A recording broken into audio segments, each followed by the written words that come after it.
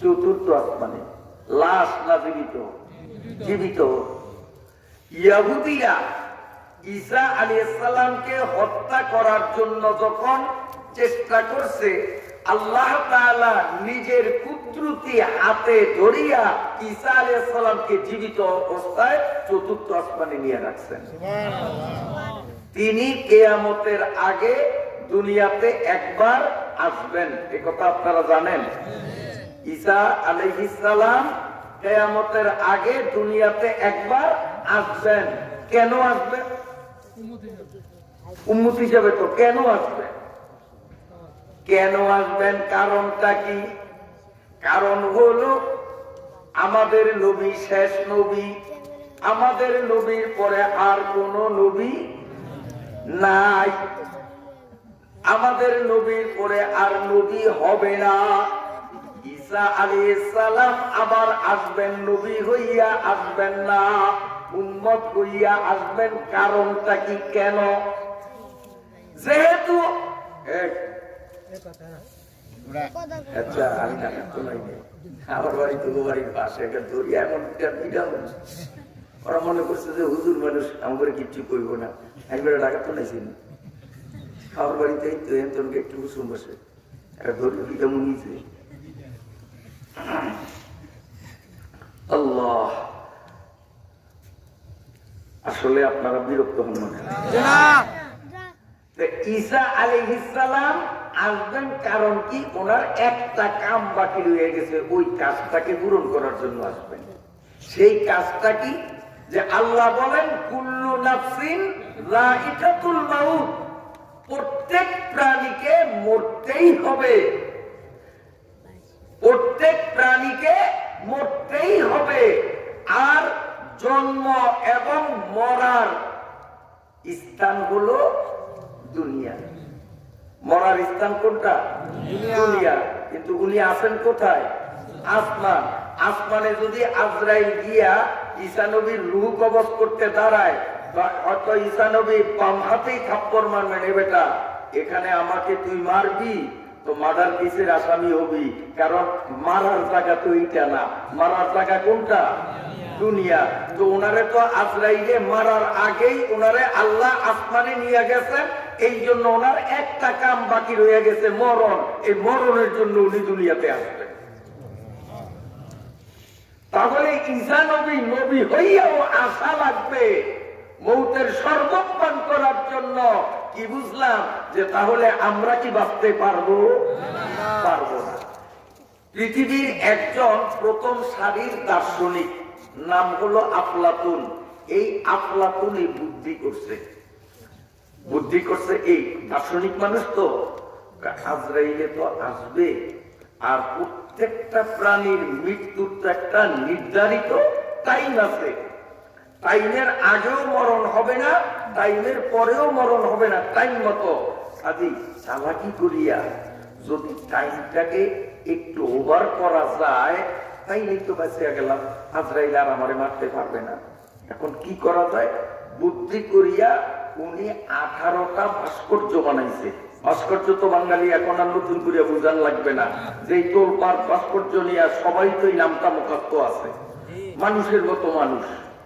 মানে এই যে আমি ইয়াসিন নবী করি, মাটি দিয়া বা কোনো ধাতব পদার্থ দিয়া আরেকটা মূর্তি বানাইলো, যে কোন মানুষ চৌকে দেখা ঠিক করতে পারবে না যে কোনটা আসল নবীপুরি আর কোনটা ভাস্কর্য নবীপুরি।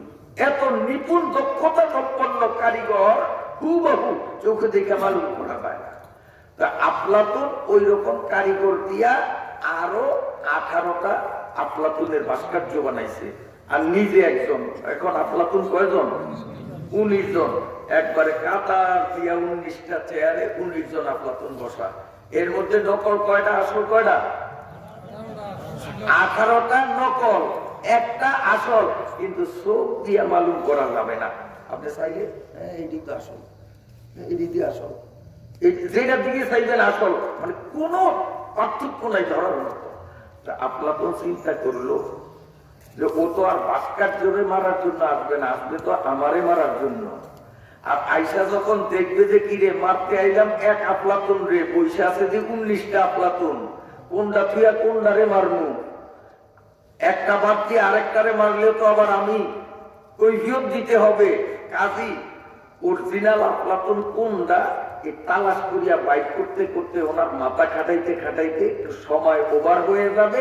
নির্ধারিত সময় পার হইয়া গেলে যদি আমার সে ঠিক পায় আর আইসা রুহ কবজ করতে চায় তো বলবো যে আজরাইল মিয়া নির্ধারিত সময় কিন্তু শেষ, এখন তুমি আমারে মারলে আইনত দণ্ডনীয় অপরাধে দণ্ডিত হবা, আমারে আর মারতে পারবা না, বাস আমি চিরজীবী হয়ে যাব আর মরবো না। কেমন চালাকি! আজরাইল মনে হয় ওনার থেকে চালাকি কম বোঝে, কি কম? এখন আজরাইল আইসা তো অবাক, কিরে আল্লাহ আমারে বলছে এক আফলাতুনের মারার জন্য, আফলাতুন দিয়ে বসে রয়েছে 19টা, কোনটারে মারব? নির্ধারিত সময় যদি আমি ওরে না মারতে পারি তা আমি আজরাইলের চাকরিও তো আর থাকবে না, মহাবিপদে। টপ করে উনি বললেন, একটা নজর সবার দিকে এরকম দিয়েই উনি বললেন, এ আফলাতুন মিয়া বড় চালাক তুমি, তোমার মতো নকল আরো 18 জন বানাইয়া 19 সংখ্যা পুরাইয়া বৈশা রইছ, কিন্তু আসল আসলেই নকল, নকলেই অনেক পার্থক্য আছে, আসলে নকলে আমার কাছে ধরা বইয়া গেছ। আসলে এটা উনি বলছে চালাকি করিয়া, বলার পরেই আফলাতুন আর থাইমা থাকতে বললো না, কারণ আফলাতুন জানে যে আমরা বহু টেস্ট করছি, বহু লোকে আসছে, কেউ ধরতে পারে নাই। ওকার পার্থক্য আছে, পার্থক্য থাকলে তো এর আগে মানুষে ধরতে পারতো, কেউ ধরতে পারে না যে আমি কোনটা। ওগুলি থাইমা থাকতে পারে না, থাইমা থাকতে না পারে কে আজরাইল মিয়া ওই পার্থক্যটা কোন জায়গায় দেখাই দাও, বোঝেন নাই, কিছু বোঝেন নাই। তো আজরাইল মিয়াকে এই পার্থক্য, আদালতায় কথা কয় না, একটাই কথা কয়, এইটাই পার্থক্য। সাথে সাথে সময় মতো আফলাতুনের রোজান কবজ করিয়ে নিয়ে গেছে। মরার হাত থেকে বাঁচা যাবে না, কিন্তু এই মরার আমাদের জন্য শেষ নয়।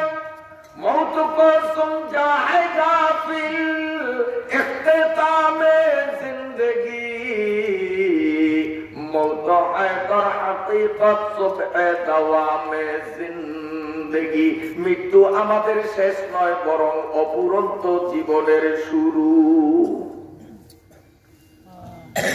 এই মৃত্যুটা কারোর জন্য হবে, আমার নবী বলেন, কলস পানি দ্বারা ভর্তি করিয়া এই কলসকে এভাবে কাপ করলে পানিগুলো যেভাবে বাধাগ্রস্ত না হয়ে অনায়াসে পড়ে যায়, কাহারো রুহটা এইভাবে অনায়াসে শরীর থেকে বের হয়ে যাবে।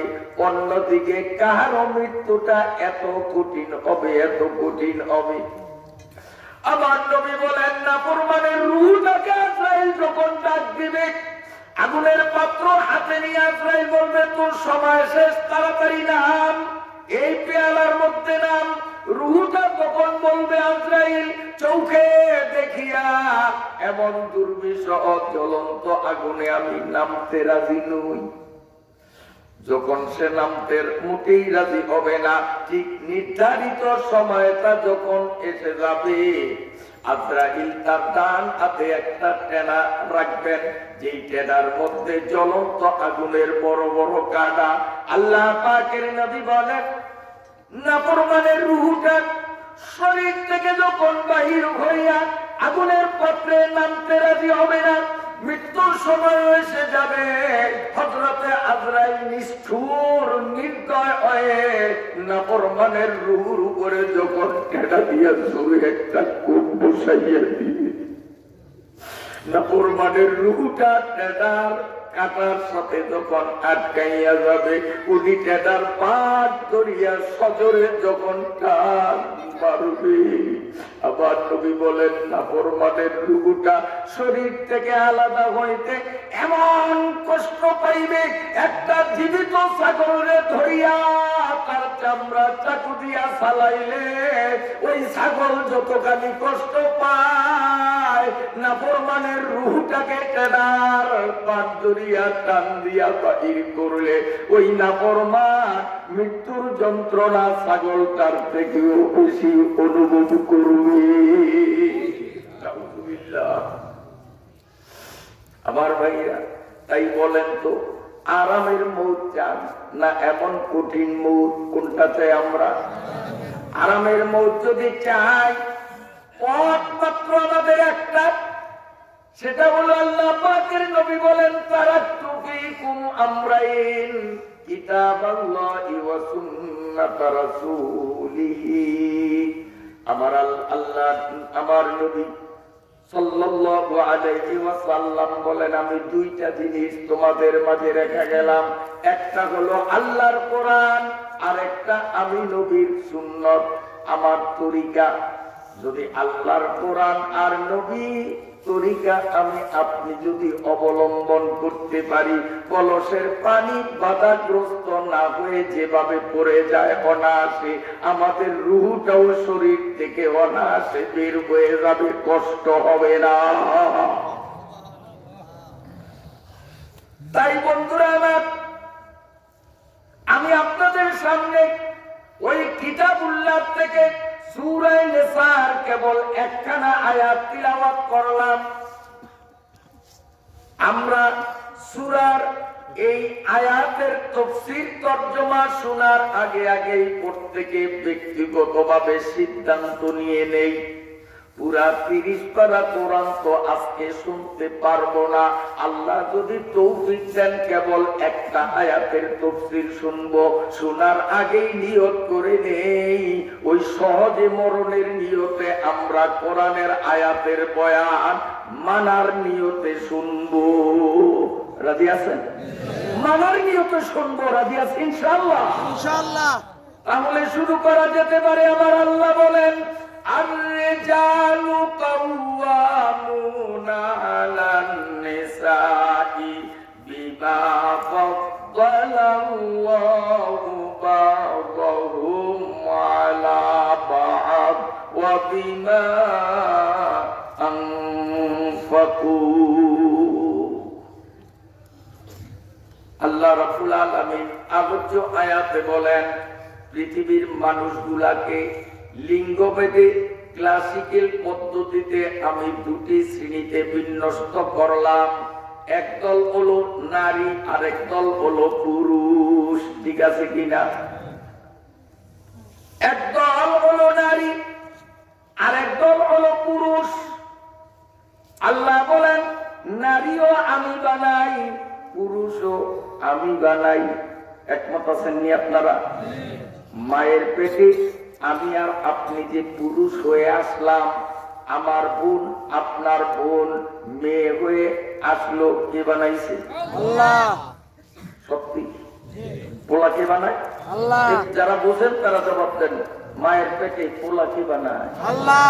আর মাইয়া বানায় কে? আল্লাহ। না, মাইয়া বানায় মায়ের মায় আল্লাহ। নাইলে আমাদের সমাজে এমন অবস্থা কা, পোলা হইলে খুশির সীমা নাই।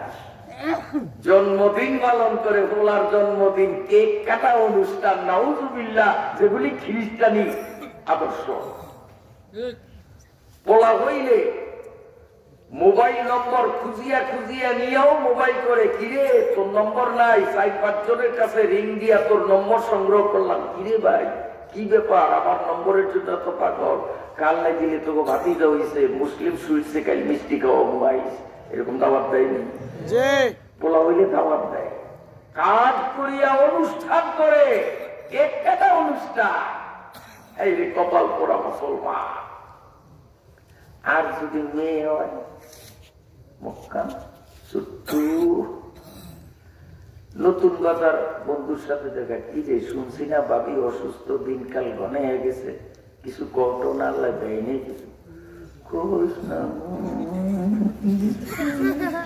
মানে আল্লাহ মাইয়া দিছে, মুখ দিয়ে আসে না।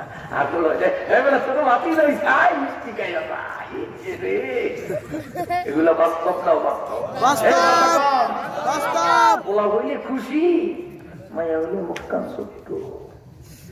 এরপরে তো যা প্রথমবারে যা গেল গেল, দ্বিতীয়বারেও যদি আবারও দেখা যায় মেয়ে হয়েছে,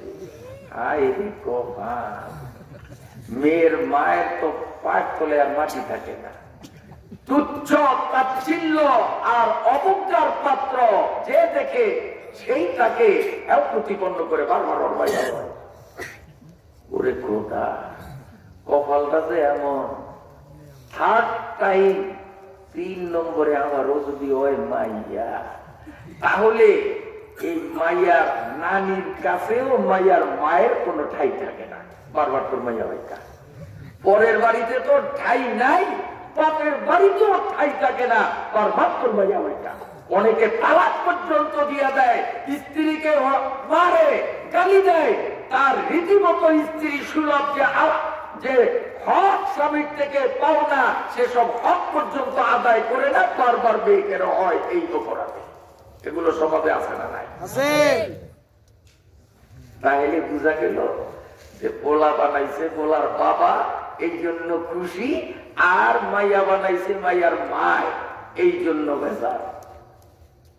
আসলে কে বানাইছে? আল্লাহ। বিশ্বাস হয় না আপনাকে? আল্লাহ। এখনকার যুগ হইল সায়েন্স আর বিজ্ঞানের যুগ। আমাদের কোরআন বলে যে ছেলেও আল্লাহ বানায়, মেয়েও আল্লাহ বানায়। এবার দেখি সায়েন্সে কি কয়, বিজ্ঞানে কি কয়। বিজ্ঞানীরা এই পোলা কেন হয়, মেয়ে কেন হয়, এটার উপরে কম্পিউটার প্রক্রিয়ায় বৈজ্ঞানিক পদ্ধতিতে রিসার্চ আর গবেষণা অব্যাহত রেখে গোটা দুনিয়ার বিজ্ঞানীরা একমত পোষণ করেছেন যে পুরুষের বীর্যে 2টা পার্ট থাকে। বৈজ্ঞানিক পরিভাষায় এক পার্টের নাম এক্স আর এক পার্টের নাম ওয়াই। ঠিক নারীর বীর্যের মধ্যেও 2টা পার্ট, তবে নারীর এই পার্টও এক্স, এই পার্টেও এক্স, ওয়াই নারীর মধ্যে নাই। হাওয়া থেকে নিয়া কিয়ামত পর্যন্ত যত নারী পৃথিবীতে আসছে আর আসবে, সমস্ত নারীর বীর্যে কয়টা পার্ট? 2টা। এই পার্টও এক্স, এই পার্টেও এক্স, মানে এই বাগেও যা, ওই বাগেও তা, ভাগ 2টা, কিন্তু দুনো ভাগে একই জিনিস। আর পুরুষের বীর্যের 2টা পার্ট। বিজ্ঞানীরা গবেষণা করিয়া দেখলেন 2টা পার্ট কিন্তু একরকম না। এক পার্টের নাম দিল তারা এক্স, আর এক পার্টের নাম দিল তারা ওয়াই। রব্বুল আলামিনের বিধান অনুযায়ী বৈধ স্বামী আর বৈধ স্ত্রী যখন বিশেষ কার্য সমাধা হয়, তখন পুরুষের পৃষ্ঠদেশ থেকে তার বীর্য ফোঁটা স্খলিত হয়ে তড়িৎ গতিতে স্ত্রীর বিশেষ পাত্র অভিমুখে প্রতিযোগিতা করে দৌড়ায়। অনুরূপ ভাবে স্ত্রীর বক্ষদেশ থেকেও বিশেষ কার্য সমাপ্তির পরপরই তড়িৎ গতিতে তার বীর্যের 2টা পার্ট দৌড়ায়। কার আগে কে ফান্ডে পৌঁছতে পারে? পুরুষের এক্স এবং ওয়াই 2টা দৌড় মারে। স্ত্রীর এখানেও এক্স, এখানেও এক্স, তার দোনো এক্স দৌড় মারে। কার আগে কে যাইতে পারে? এখন পুরুষের এই এক্স আর ওয়াই 2টার মধ্যে পুরুষের ওয়াই দুর্বল, পিছনে পড়িয়া রইল। নবীপুর সাইকেলের সেন্টারে পর্যন্ত গেল, আর ওয়াইটা দৌড়াইয়া ভোলা নতুন বাজার পৌঁছিয়া গেল। এটা খবর। পুরুষের এক সবল, ও দৌড়াইয়া গেল, ওয়াই দুর্বল, পিছনে পড়িয়া রইল। নারীর 2টার এটাও এক্স, এটাও এক্স। এটা যদি দৌড়াইয়া আগে গেল, এটা ঠকিয়া গেল, কি জিতলো? কথা বলে না, এক্স ওয়াই জিতছে, নারী ওয়াই আছে, কি বুঝাইলাম? এক্স জিতছে, এইটা ঠকছে, এইটা জিতছে। এবার কি জিতছে? ওর আসেই তো চালান একটা। আর পুরুষের হয়তো ওয়াই জিতবে, নতুবা এক্স জিতবে। আর নারীর যেইটাই জিতুক এক ছাড়া আর কিছু না। নারীর যেটাই জিতুক এক জিতবে, আর পুরুষের হয়তো এক জিতবে, নইলে ওয়াই জিতবে। পুরুষেরও এক, নারীরও এক। দুই এক যখন নারীর বিশেষ পাত্রে গিয়া মিলিত হয়, রব্বুল আলামিনের নিপুণ কুদরতে ওই মিলনের সন্তানটা হয় ছেলে।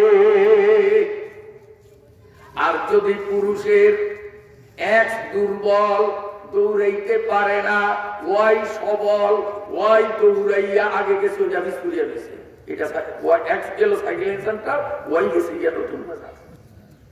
ওয়াই সবল, পুরুষের এক ঠকছে, নারীর ওয়াই জিতছে, পুরুষের ওয়াই জিতলো, আর নারীর এটা জিতুক আর এটা জিতুক, এক ছাড়া কিছু জিতবে না। নারীর এক আর পুরুষের ওয়াই দুইটা যখন ওই ভান্ডের মধ্যে গেল, আল্লাহ রাব্বুল আলামিনের নিপুণ কুদরতে এই দুইয়ের মিশ্রণে যেই মানব সন্তান পেটে তৈরি হবে, ওই সন্তানটা হবে মেয়ে। এবার আমি বলবো, বিজ্ঞানের কথা মতে মেয়ে হলে যদি কাউকে তুচ্ছ করতে হয়, মেয়ে হওয়ার অপরাধে যদি কাউকে দায়ী করতে হয়, তাহলে নারীকে কেন দায়ী করবা? তার কাছে তো এক ছাড়া দ্বিতীয় কিছু নাই। দায়ী করতে বলে তো বাবারই দায়ী করা দরকার। তুই এক্স কেন ওয়াই না, ওয়াই কেন দিলি, এক্স কেন দিলি না? কথা বুঝেন নাই তো? নারীর উপরে কেন চাপ? চাপ তো তোর উপরে। কিন্তু না, নারীর উপরেও যেমন কোন চাপ প্রয়োগ করা যাবে না, স্বামীর উপরেও চাপ দেওয়া যাবে না। কারণ স্বামীর এক্স বা ওয়াই কোনটা আগে পাঠাবে, এখানে স্বামীর কোনো হাত নাই। হাত আছে কার? আল্লাহ। অতএব আমার আল্লাহ বলেন, আর-রিজালু কাওয়ামুনা আলান নিসা। ও দুনিয়ার নারীরা, ও দুনিয়ার মুসলমানরা, পুরুষও আমি আল্লাহ বানাই, নারীও আমি আল্লাহ বানাই। তবে বানাইয়া অধিকারের ক্ষেত্রে আমি নারীকে বড় আর পুরুষকে ছোট বানাইলাম, কিন্তু মর্যাদার দিক থেকে আমি পুরুষে বড় আর নারীরে বানাইলাম ছোট। অধিকার নারীর বেশি, পুরুষের অধিকার কম। মর্যাদা পুরুষের বেশি, নারীর মর্যাদা কম। আবার বোনেরা, হয়তো আপনারা মনক্ষুণ্ণ হইতে পারেন, হুজুর বর্তমানে সমান অধিকারের তুমুল আন্দোলনের যুগ চলছে, আর কোরআনের ব্যাখ্যা দিয়া আপনি আমাদেরকে পুরুষের চেয়ে ছোট্ট প্রমাণ করতে চান, তাহলে আল্লাহ কি আমাদের উপরে বেজার হইয়া গেলেন? নইলে তিনি আমাদেরকে নারী বানি ছোট্ট কেন বানাইলেন? এমন একটা প্রশ্ন আসতে পারেনি নারীদের থেকে। ভালো করে শোনেন, ও পর্দার আড়ালের বোনেরা, মায়েরা, মেয়েরা, আল্লাহ আপনাদের মর্যাদার বিবেচনায় ছোট্ট বানাইছেন। মোটেও আল্লাহ আপনাদের উপর অবিচার জুলুম করেন নাই, বরং আপনাদেরকে আল্লাহ দাম বাড়াইয়া দিলেন। কেমনে? আমি উদাহরণ দেই। মনে করেন এই হুজুরের 5টা পোলা, একটা এক্সাম্পল, 5টা পোলা হুজুরের, বড় পোলা, বড় বক্তা, বড় আলেম, মুফাসসিরে কোরআন। হুজুরের দ্বিতীয় পোলা বরিশাল সাগরদী মেডিকেল হাসপাতালের প্রধান। হুজুরের তৃতীয় পোলা ঢাকা লালবাগ মাদ্রাসার প্রিন্সিপাল। হুজুরের চতুর্থ পোলা ইঞ্জিনিয়ার, লন্ডনে চাকরি করে। হুজুরের 5 নম্বর পোলাটা হলো ট্যাবলেট মার্কা, ভালো করে হাঁটতেও পারে না, বুঝছেন? এখন হুজুরে এই দোকান থেকে সানাসুরের একটা প্যাকেট কিনছে। এই সানাসুরের প্যাকেটটা বক্তা হুজুরেই তো দিব, ওনার বড় গোলারে তো ডাক্তার সাহেবরে দিব, প্রিন্সিপাল সাহেবরে দিব, ইঞ্জিনিয়ার সাহেবরে, কারে দিব? ছোটটাই কি ওনারে টাকা দেয়? ওই সাইড গুলাই তো মাসে মাসে ওনারে টাকা দেয়, ছোটটাই তো আরো খায়। ও পোলো আগে পোলে মতে ওরে দিব, কারে দিব?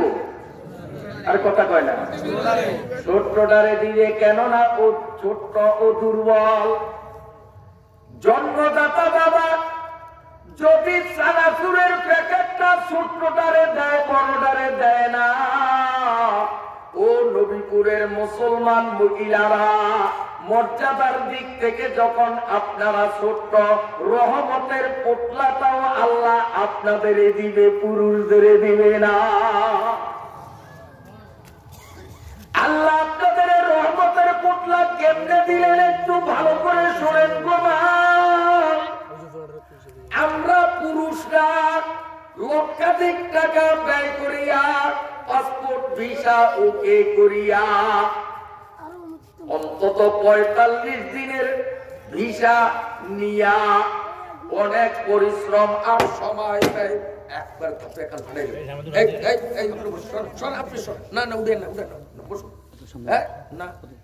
আমি শেষ করবো, আমি দেশে বললাম ঢাকায় বক্তা না।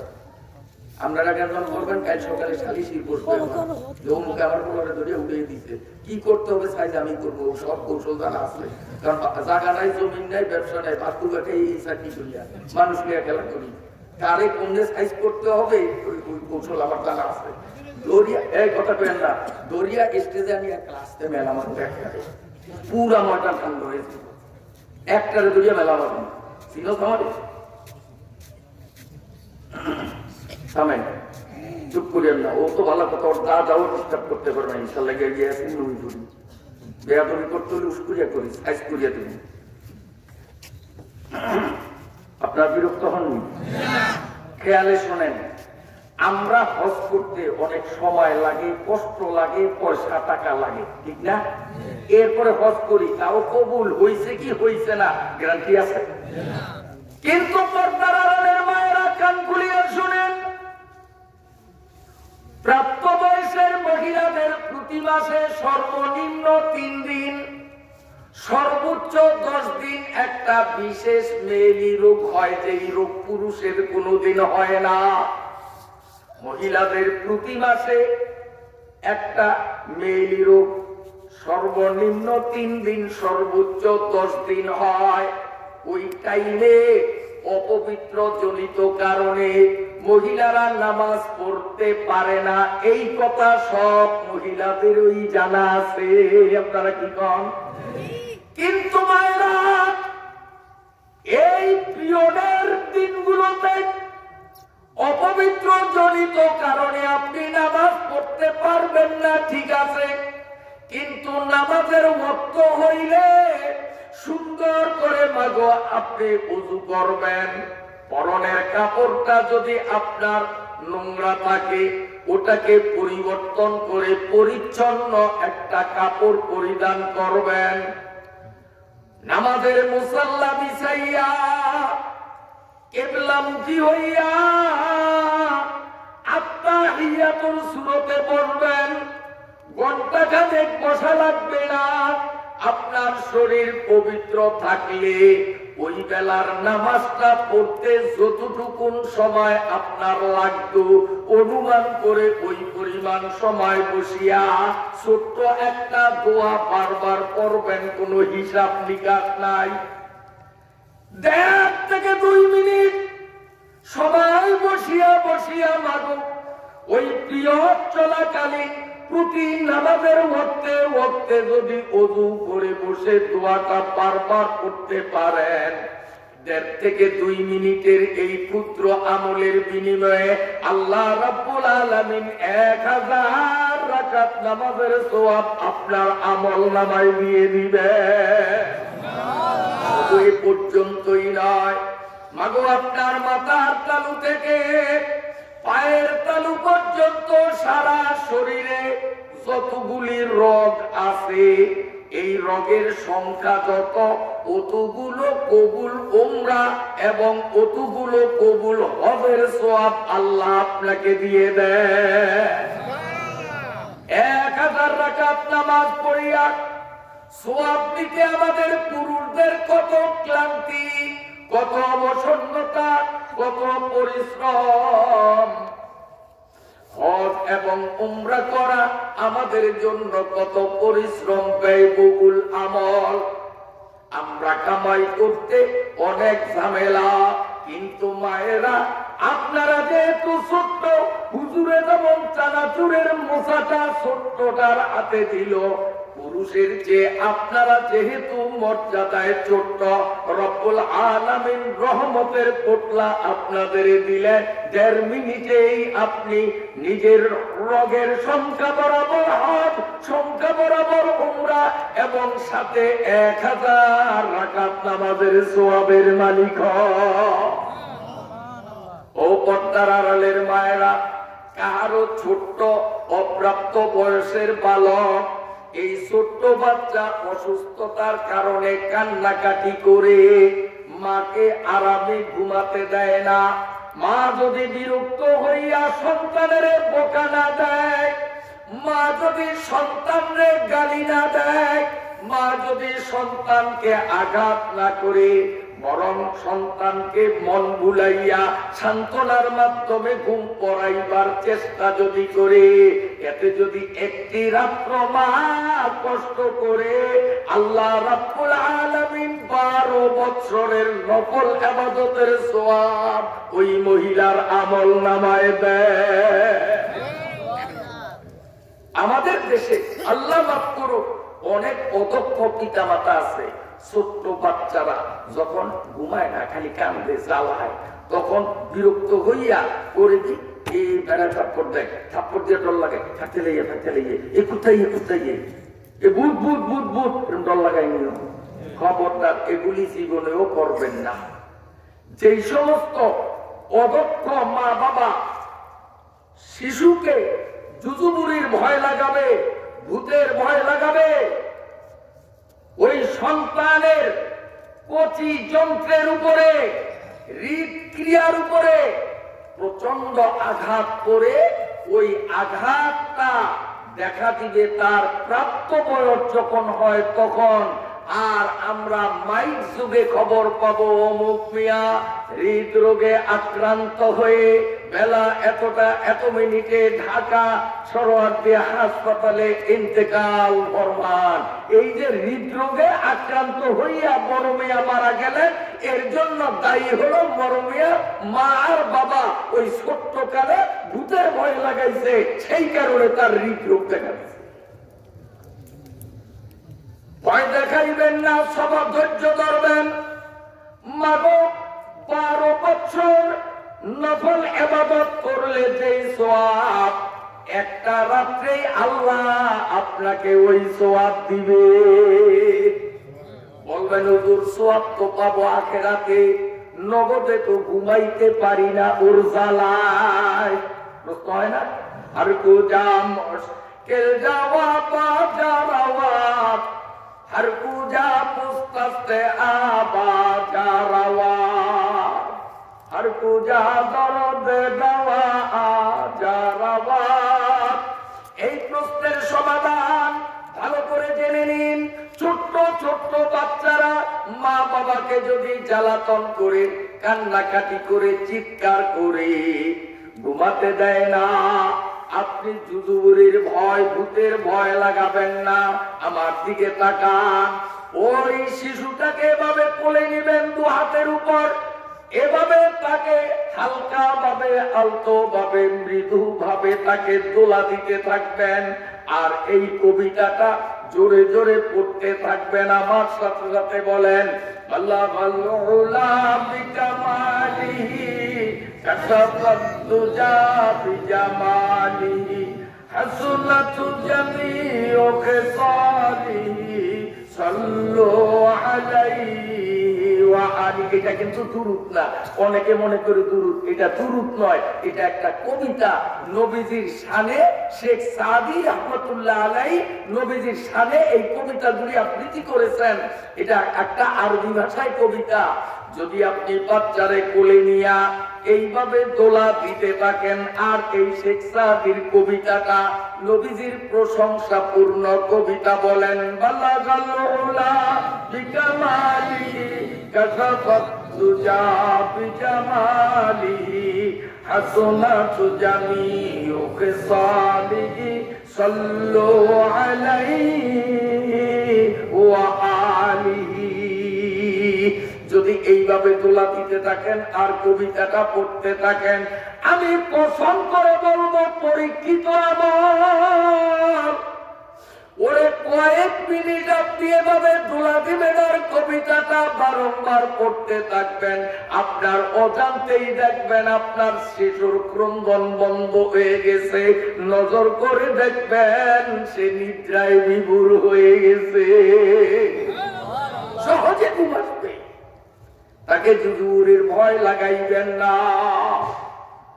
আমার মায়েরা রহমতের পোটলা ছোট্টটারে দেয়, আপনারা ছোট্ট এজন্য আল্লাহ আপনাদেরকে রহমতের পোটলা কেমন দিলেন শোনেন।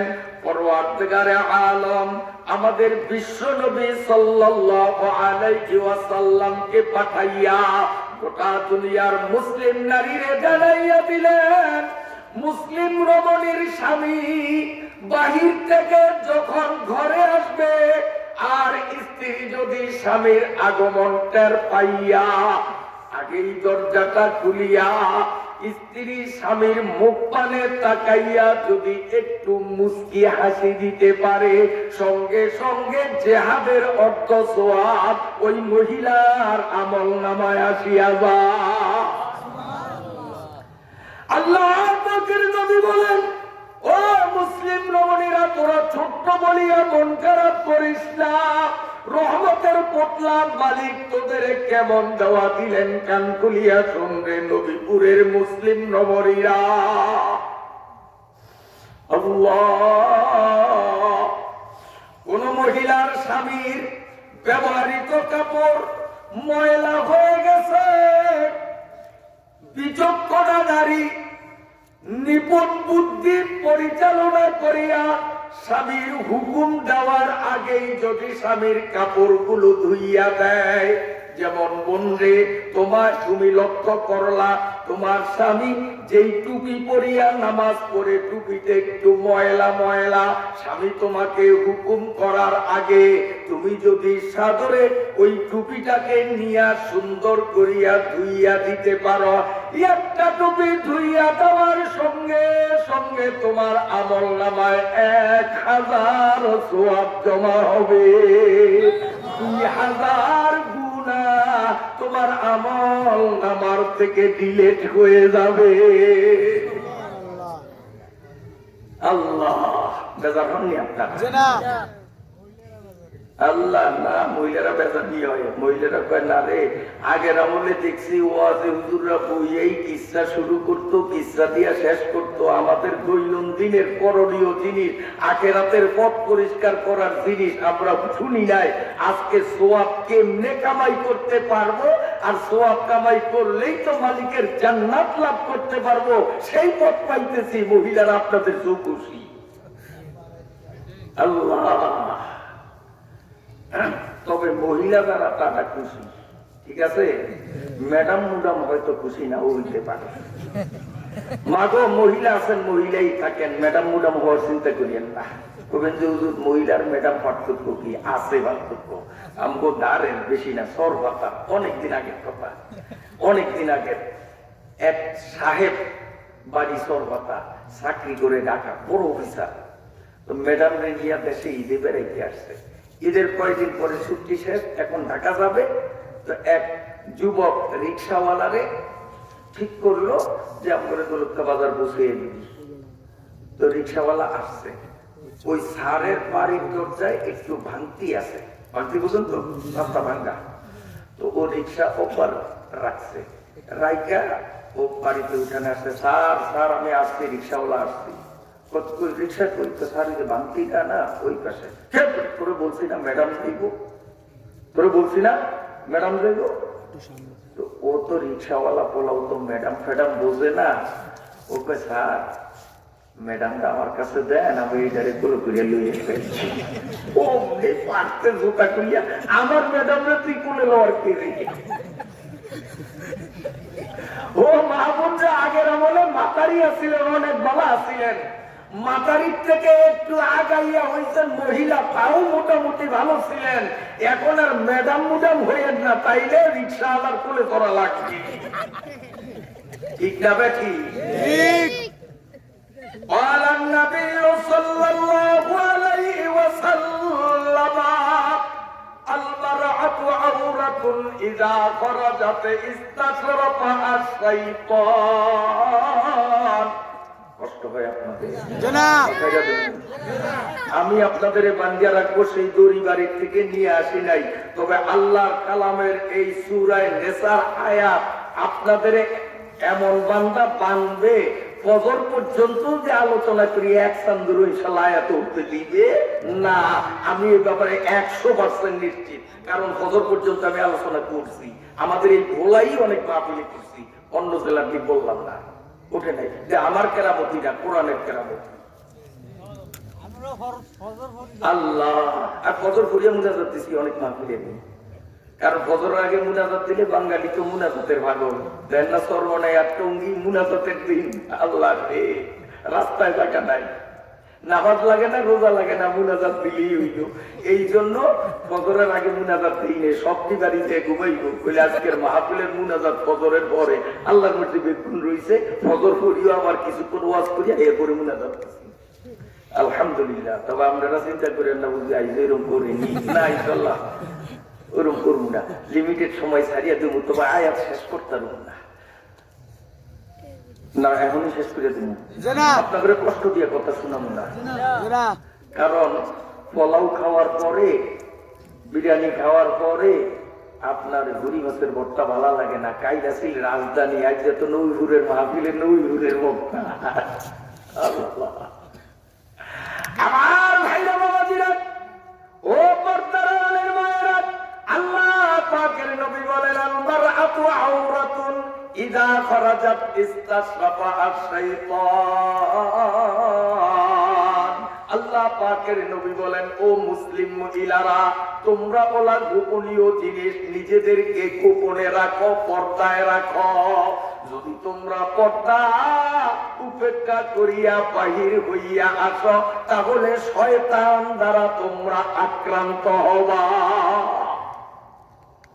আমি আপনাদের জিজ্ঞাসা করি, এই যে মোটর সাইকেল দেখা যায়, বাইসাইকেল, রিক্সা দেখা যায়, ওর টাকায় একটা গাজী কোম্পানির কালো টায়ার, ভিতরে আছে কমেট কোম্পানির গোলাপি কালারের একটা টিউব আসেনি? হ্যাঁ, শক্ত কোনটা নরম কোনটা? টায়ার নরম, টিউব শক্ত, তাই না? হ্যাঁ, টায়ার শক্ত, টিউব নরম জন্মগত ভাবে। এই রিক্সা সাইকেল যে বানাইছে সে একটা ক্যাটালগ দিয়ে দিছে, টিউব যেহেতু নরম এইটারে টায়ারের পাশে বসানো যাবে না, টায়ার যেহেতু শক্ত ও থাকবে বাইরে, আর টিউব যখন আমি ওরে নরম কইরা বানাইলাম ও থাকবে ভিতরে। এখন এই ক্যাটালগ মান্য করিয়া টিউব টিউবের জায়গায়, টায়ার টায়ারের জায়গায়, এই সাইকেল চলবে কিনা? চলবে না। এখন যদি টিউবরা কয় না, পুরান যুগের সেই ১৫০০ বছরের আইন মানি না, এখন আমরা টিউবরাও টায়ারের সাথে কাঁধে কাঁধ মিলিয়ে বাংলাদেশ সরকার কর্তৃক নির্মিত ভোলা টু কালীপিঠ দিয়ে ভাঙ্গা রাস্তার উপরে আমরাও একসাথে কাঁধে কাঁধ মিলিয়ে চলবো। বলেন তো এই সাইকেলের স্পিরিট আগের চেয়ে ৩ গুণ হবে না? কি হবে?